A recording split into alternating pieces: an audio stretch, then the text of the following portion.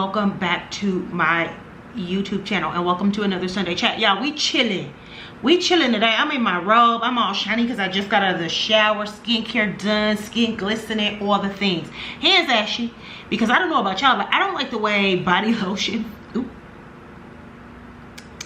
I don't like the way body lotion feels on the inside of my hand. So I always wash all of like my lotion off of my hands. And then I just apply some oil, like almond oil is what I typically have like in my house. That's the one I like the most on my hands because I hate the way body lotion, not hand cream. Hand cream is different. Hand lotion is different, even though some hand creams leave that same like, do y'all know what I'm saying? Am I crazy? Like, I can't be the only person. Some hand creams leave it. So like, I'm very particular about even the hand creams that I use because they leave that greedy, like, I don't know how to explain it. But y'all get what I'm saying. Anyway, I sat down and forgot to put oil on my hand before I hit play or record.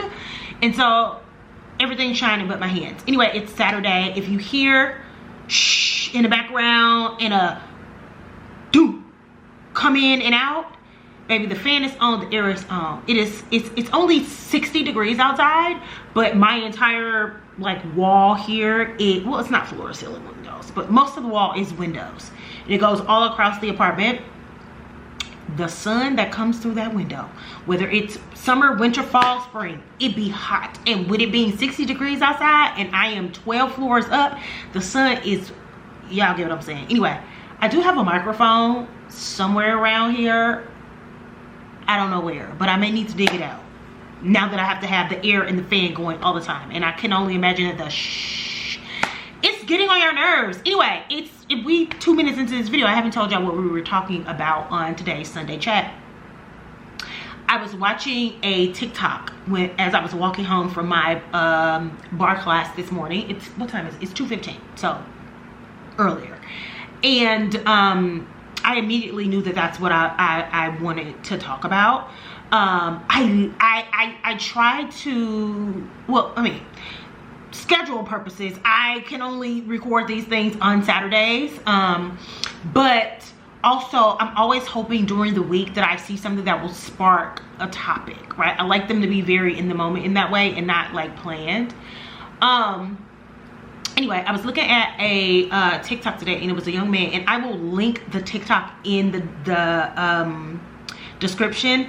I personally don't like I have my downloads and stitches and all of that stuff taken out. I don't like people using my face in their video. So like, you know, you can't control it, whatever. I've had people do it to me or whatever, but if I can help it, I'm going to control it as much as I can. So I have those mechanisms off on my TikTok and stuff, so you can't like download and then or like stitch my face or whatever. But again, people do it anyway. So with all that said, I'm not gonna put his video in the thing, but I'll link it if you want to watch the video because I think it's a great video. Everyone should watch it. And I also toyed with like just making a TikTok video, and then I was like, because it, you know, it may, like, this has the potential to end up on the wrong side of TikTok, and I don't have time to be fighting with people. And my YouTube is just a little bit more of a controlled environment, at least for now. Anyway, so I saw a video. It was a young man talking about essentially how religion and Christianity killed his mom, right? He starts the video off and he talks about, he was like, my mom died by a gunshot wound to the head. And it immediately stopped me in my tracks because if you're not new here, then you know that my mom was killed when I was 13, so 97 at this point. It's actually 28 years. My mom's 28th death date. So I've been alive. I've lived almost 3 lives since my mom passed away, right? So wow, it's been a long time. But anyway, if you're not new here, then you know that my mom was killed. In the police report and all that stuff, it says that she was killed by a drive-by shooting, but her which we always had like suspicions. We always thought that her boyfriend killed her. We always felt that the drive-by shooting was a setup. we knew, not just felt, we knew it wasn't the truth. So the police report from the night she was killed says it was a drive-by shooting. Her death certificate says it was a point-blank gunshot wound to the head, meaning somebody stood in front of her and shot her in her head with a assault rifle. She was killed, she was shot with an AK-47. And so the story is her and her boyfriend and a couple other people were sitting outside of a house one night, and the night she was killed, and somebody drove up and shot up the car. Miraculously, everybody in the car got shot but her boyfriend. He's the only one who had no bullet wounds. Everybody else in the car was shot. The two other people in the car refused to talk. They never said anything. You know how that goes. I'm from the hood. You know how that goes. They never said anything. He drove her to the hospital, parked her car in the emergency entrance, went in there and said there's a woman dead in the car, and left. Right? Not never to be seen again. After my mom passed away, he showed up at our house, trying to explain or talk about, I was young, I don't exactly remember, but I remember him, I very vividly remember him saying that as they were driving her to the hospital, she was saying, tell my baby I love her, but he only said baby, singular.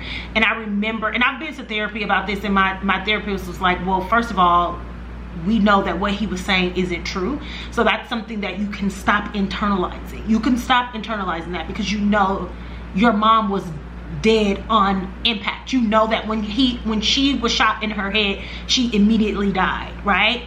And so you can stop internalizing him coming. Essentially, he came to the house and he was basically as they were driving her to the hospital, she was like, tell my baby I said I love her, or take care of my baby, or whatever. And I internalized that as him saying she was only talking about my little sister, right? Whereas there is 5 of us. Why wouldn't she say plural, right? Me and my mom wasn't in the best space when she passed away, because I felt really neglected by my mom at that point, and that's going to tie into today's topic. And so when he said that, I internalized that for such a long time. And it took me to talk to a therapist, and figuring out that, my mom did not die in the way that it was said that she died.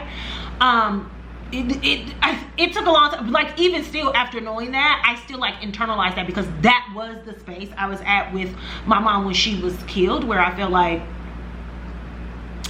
I was the forgotten child. I don't feel like I was the forgotten child, and it's because, and this is something else that I worked through in therapy.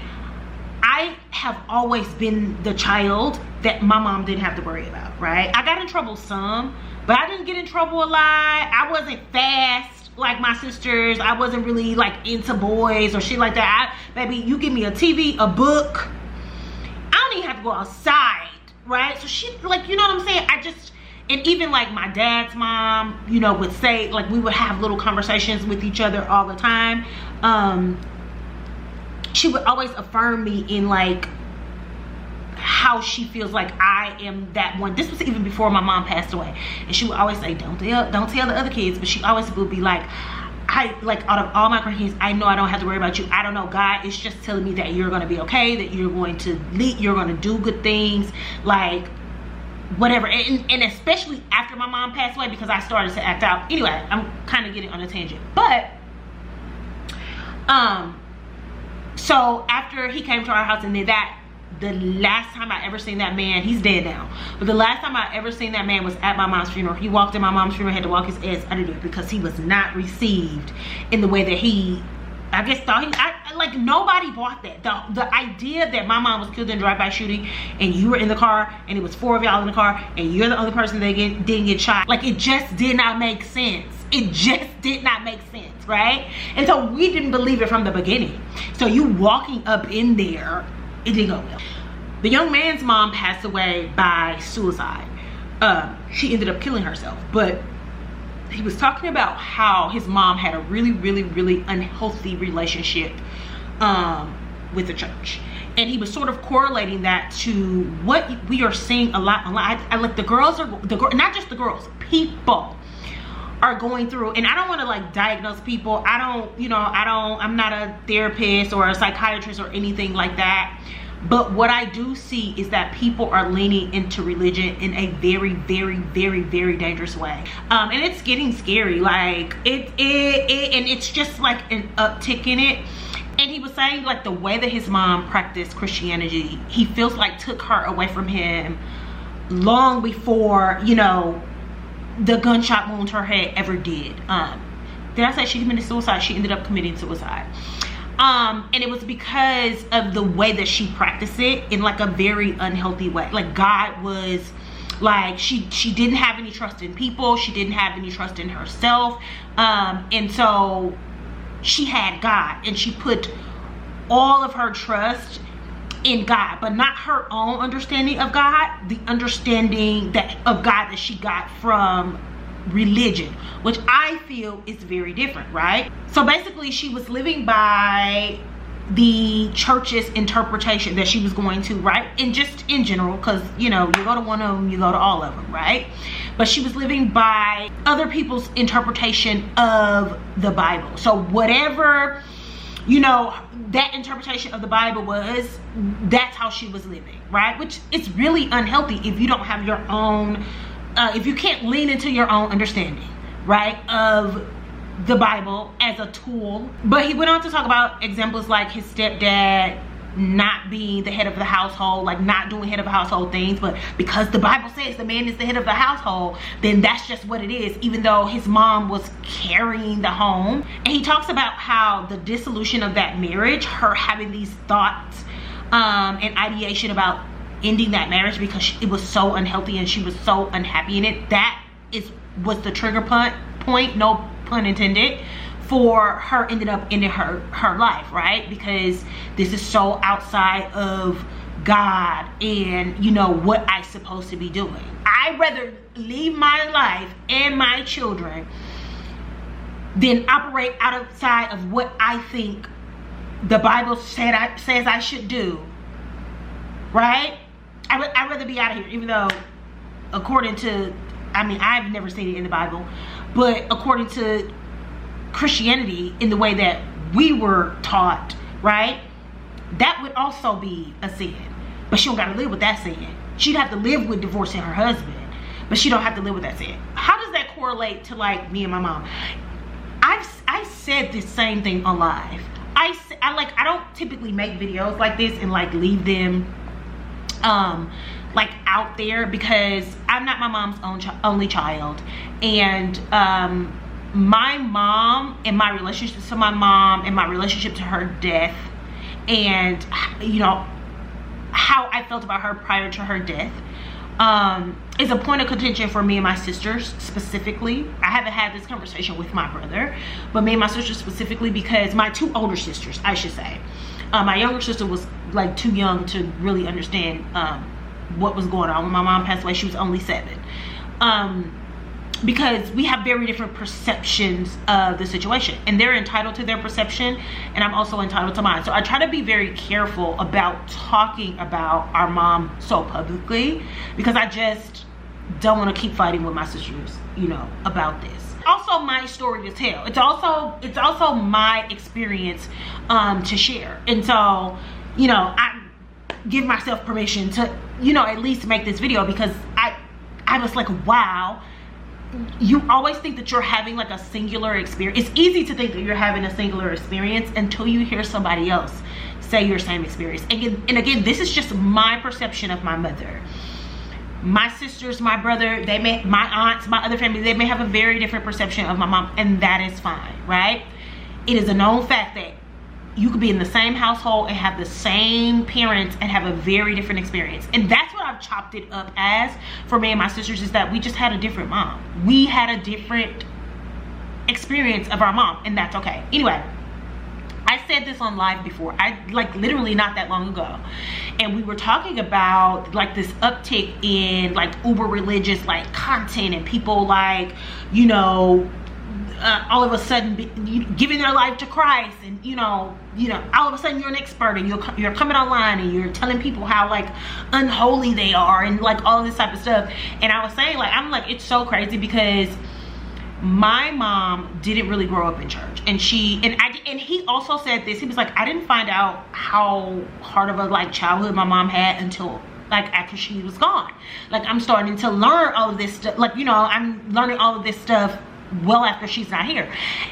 Insane. Like, because I grew up in a household where I was a child and you didn't ask questions. My mom didn't talk to us about, I didn't know shit about my mama.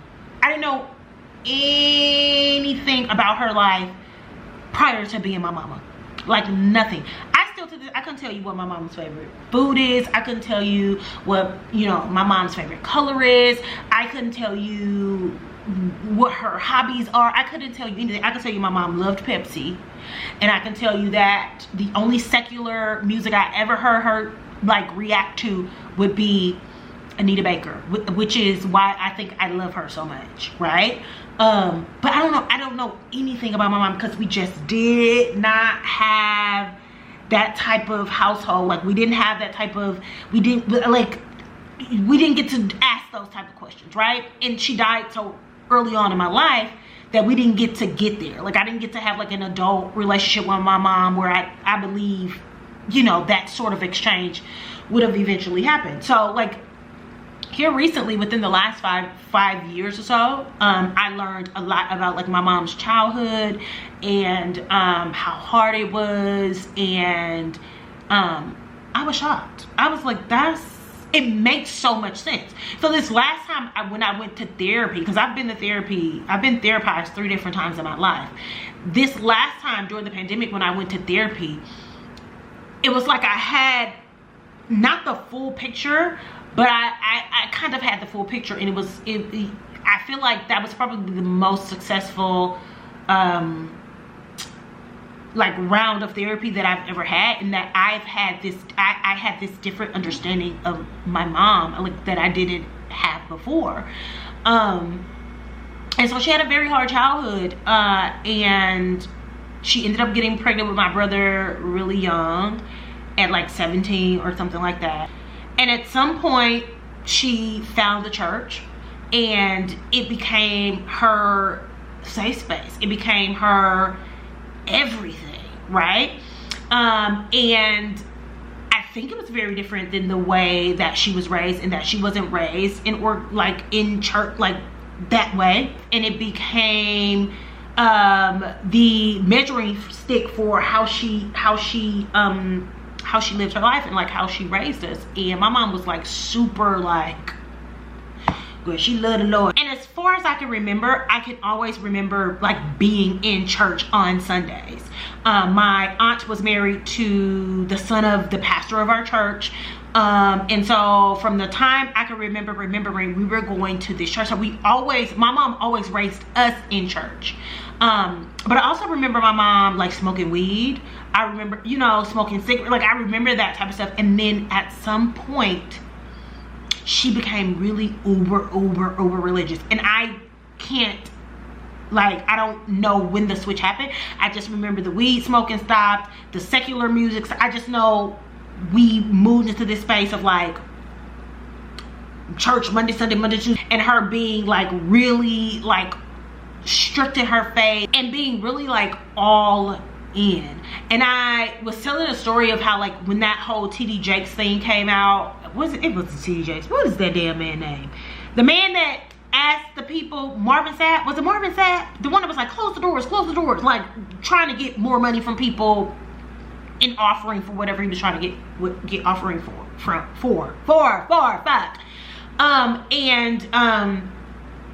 I remember being triggered by that triggered by the responses from other pastors. Like, even the pastor of the church that I was a member of, I was watching it on TV, and even his reaction like triggered me because of the way it's like, well, the Bible says, well, y'all don't want to give money to church, but y'all give money to, but y'all don't do this to white pastors, and and I'm like, my issue with the church to this day is that y'all don't want to address, right, a lot of the ways in which the church has been harmful to people. And y'all are like, people are leaving the church, and and it's because, right, y'all don't want to right those wrongs. Y'all don't want to answer the questions why. certain things are done the way that they're done, why things need to be done the way that they're done, why when statistically, economically, biblically even, some of the shit that we were taught in the church don't make no goddamn sense in real life. Like, it doesn't make sense, right? And because y'all don't want to have conversations about this, like, people like myself are like, I can't logically be a part of this shit. Like, I cannot. It has nothing to do with my belief in God, my faith in God, my love for God himself. But like this organized shit, I'm just like, no. So I was saying that it triggered me because I would watch my mom give her last to the church. If the pastor got up there and said, we need everybody to give $20 more so we could meet this whatever for the month, she would give her last $20. And then 2 days later, the lights off. Or Tuesday, I say, Mom, I have a field trip next week. I need $10. I don't got $10, baby. I don't got it. We go to church Sunday and you got an extra $50 to get a pastor because he said, I need everybody to give $50. Be faithful. Be faithful. Be fruitful, and it'll multiply for you. And I watched my mom have blind faith in that way. But you know what never happened? It was never reciprocated in the way that the church promised her. She was dedicated. She stepped out on faith all the time, right? She gave it to God. She prayed. She did everything. And it was never reciprocated in the way that the church promised her, right? It was never, because that's not how God works. It's not an exchange like that. And that is how the church postures God. That is how you position God. If you act a certain way, if you give, if you do this, you surely will be blessed. And if you don't act a certain way, if you don't give, if you don't do this, you're damned. But you see, but then you see the worst of people have the most. And you're like, oh, but when but you know, when the world ends, the least of us will have the most, and the most of them will have the least. And it's just like, what the fuck about now? What about now? What about right now? What about today? Right? And I personally, and this is just my perception, is that my mom was so faithful. She was so faithful to God, to the church, to her religion, in the way that she was taught to be, right? And life just kept being hard. Life never got easy. That window of blessings never opened up and poured out on her. It doesn't matter how much she prayed. It doesn't matter how much she fasted. It doesn't matter how much she gave above and beyond what she had. Sometimes at the detriment of her children, the lights in her house, the food that on the table. That window of blessings never opened up and poured on her, right? Because that was just faith. They never teaching the works part. Nobody ever said, Rosalie, you need to get an education. You need to get a job. You need to do this. Nobody taught her the works part. She came to the church seeking something. And all they gave her was the faith and never the works. My mom ended up getting a job in the last 3 years of her life for the first time of my life. And I was 13. I don't know if she had a job before that, but she never worked up until I was 10 years old. And the only reason she got a job is because we got put out of the housing projects that we were. So we lived in housing projects. And we got put out because my brother got in some trouble. And they put us out. And so we had to move into a duplex, right? And I don't know if we got put off of public assistance when we got put out of public housing. But I knew when we moved, but I do know when we moved in that duplex, she had to get a job because she couldn't afford to pay the rent. And I think she was doing like a rent to own situation. So she ended up getting a job at a nursing home. And that was the first time in my life that my mama had ever worked. The first time in my life that my mama had ever worked. And I was 10 when we moved into that duplex out of those projects. Where they put us out, we was moving on Christmas Eve. I will never forget it. Yeah, we moved on Christmas Eve out of those projects. project and into that duplex. It was a 1-bedroom duplex. We rented both sides, so we rented the entire house. And so me and my older sister, we shared the front living area. My grandmother slept in the kitchen on the side that I lived on. My middle sister and my baby sister, they shared the room in the back. On the other side, my mom slept in the living room, and my brother and my cousin interchanged out of the 1-bedroom on that side whenever they were home. And then we had like a little house in the back that my aunt made her own space. Eventually like burned down, and you know, she moved and got her own apartment and all that type of stuff. But we were all cramped into this like duplex, and she had to get a job to pay for it because she couldn't afford it. So she ended up getting this job at this nursing home. She actually ended up getting 2 jobs. So she worked at one nursing home in the morning, and she worked at one nursing home at night. So I went from having my mom in the house making breakfast, lunch, dinner. She bathed us, she cooked for it. Like up until age 10 years old, my mom was like the hood June Cleaver. That's what we called her, right? She was a great mom, very attentive. Something that I learned that she didn't have as a child. But she was always home, always took care of us, you know, always there. And I went from having that to my mom never being home, like never ever being home. And it was through a woman at one of those jobs that she met the boyfriend that eventually killed her. It was the woman's son. He was quite younger than my mom. When my mom passed away, she was 37, and I think he was maybe like 25, 26 or something like that. So I think she maybe had like a decade or so on him. And she met him through her coworker, and it was like a light switch. It was like a light switch.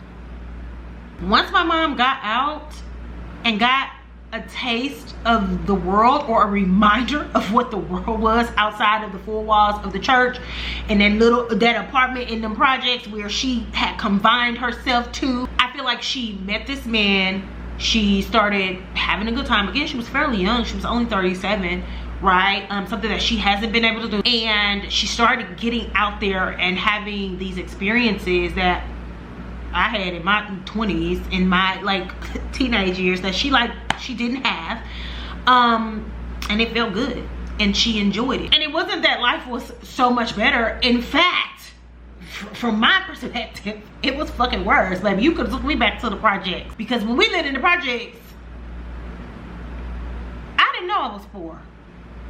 When we moved out of the projects, I was like, oh, we are poor. I didn't know I was poor. Take me back to where I was oblivious to the fact that we was poor as hell, right?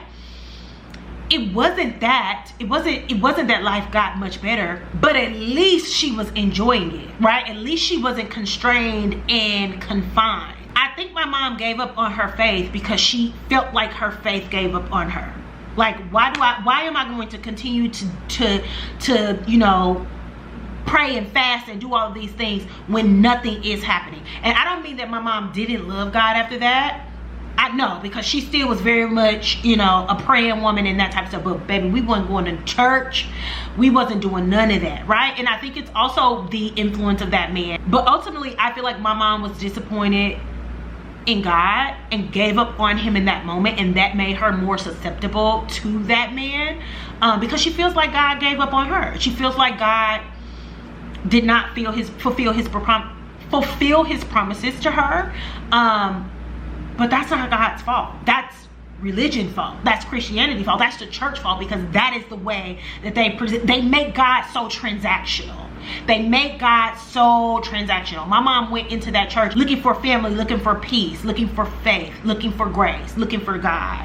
And y'all sold her this transactional relationship, and she poured her heart and her soul into the church, into giving, into fasting, into praying, into this relationship with God that y'all set up for her. Like, this is how you have to be in order to get the blessings of it. And the fucking blessings never came. And I just think she got tired. And this is at a point where my mom had completely exited the home. So she met this guy. She like would stay at his house. Like, we barely seen our mom. That's when our lights and shit really started getting cut off, the water getting cut off, no food in the house, my older sister having to like make sure me and my little sister get to school and we eat and stuff like that, because she just not only checked out on God, she checked out on everybody. She just was like, I'm out here, like I'm outside. She eventually, I feel like, started returning to herself, right? And when she started returning to herself, I think that he took notice of her returning to herself, and not only returning to herself, returning to God, right? And but outside of the church, because like I said, we weren't going to church. She still maintained a relationship with God, just not in the way that we had before. Like I said, my mom was always a prayer. You're gonna always catch her on her knees, on her face. And I think she started remembering who God was to, or is to her, or understanding who God is outside of the confines of like the church. And she was returning back to that. And I don't think he wanted her to return back to that, right? I really do strongly in my spirit feel like my mom was on her way back to us, and that's why he took her from us. And so I resonated so much with that young man's story. Well, I don't know if he was a young man, but with that guy's story, because I feel like my mom was so disillusioned with God that she allowed herself to be caught up in that. So when I see specifically young women, because y'all know that, you know, that's my thing. When I see them fall head first into organized religion, Christianity specifically, in an effort to gain something, right? In this very transactional way. Like, if I act this way, if I do this, if I say this, then God is going to bless me with this. Usually it's a man. Usually it's a man or something. I don't know what it is about the girls turning hyper religious as a means to get them. It's crazy. But when I see these young people in what I can only describe as like a spiritual psychosis, it triggers me a little bit, because you're not, it doesn't ever come off as if you are seeking real relationship with God. I mean, that's what you're saying. And literally everything you say and everything that you do is in reverence to God. And, you know, I gotta do this so God can see me this way, right? Very, very, very transactional. I get worried, right? Because at some point when you realize that God ain't never promised nobody that there won't be trouble, right? God ain't never promised you, if you wear a long skirt, if you don't curse, if you don't have sex, if you don't, like, if you are the perfect human being according to Christianity, that everything is gonna be peaches and cream. When you start having hardships and hard times, despite all of that, if you are not pursuing a real relationship with God, a real spiritual connection with God, right? You are going to become disillusioned. You are going to become disillusioned. A lot of people are pursuing God as a means of getting something back. The life they want, the job they want, to become a millionaire, the man they want, the woman they want. When you realize a relationship with God, a spiritual connection with God, doesn't mean that trouble won't come. It just means that if you pray and you manifest, right? Power in the tongue, you do the work, you take actions to make it so that trouble won't last always. Believing in God and going to church that's not gonna guarantee you a man, honey. That's not how that works. It's not gonna guarantee you a man. It's not going to guarantee you a 6-figure job. It's not going to guarantee you those things. And I'm not saying that to make you a non-believer. I still believe in God.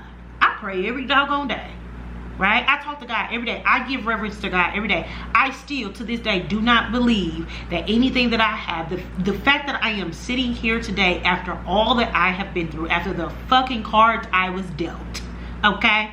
The fact that I am still sitting here is a living testament that there is somebody else working on my behalf. I couldn't do this alone. I couldn't do this alone. There had to be somebody working on my behalf to even give me the courage to step out on faith and put that faith into action. I give all of the credit to God, but I also give credit to myself, because yes, I believe in God. Yes, I love God, but I did what the fuck I had to do too. So anyway, I just wanted to like chat through that, because that TikTok really touched my spirit. I highly suggest that you go into the description, click on the link and watch his video, because it was, like I said, I'm like, you always think you have a singular experience. There is always somebody out there that shares like, that has that sort of like shared experience with you. And so I just wanted to sort of like talk through that, because I'm like, I will be thinking about this all day if I don't like get it out of my mouth. And I talked a little bit about this on my Substack podcast, about like trying to return to church and just having a very difficult time with connecting with Christianity as an organized religion, because it's just not growing. It's just not growing. It's just not evolving with the growth of people and, you know, society. The church just refuses to do it. And I don't know if I'm gonna be able to return to that. So anyway, hopefully that wasn't too all over the place, but it was really cathartic to like talk about that and to like get that out. It really was. So thank y'all for watching another Sunday chat, and I will talk to y'all in next week's video. I'm about to get in that bed. I can't wait. Actually, no, I'm about to edit this video and get her ready to get up tomorrow. So I'll see y'all tomorrow on Sunday chat. Bye.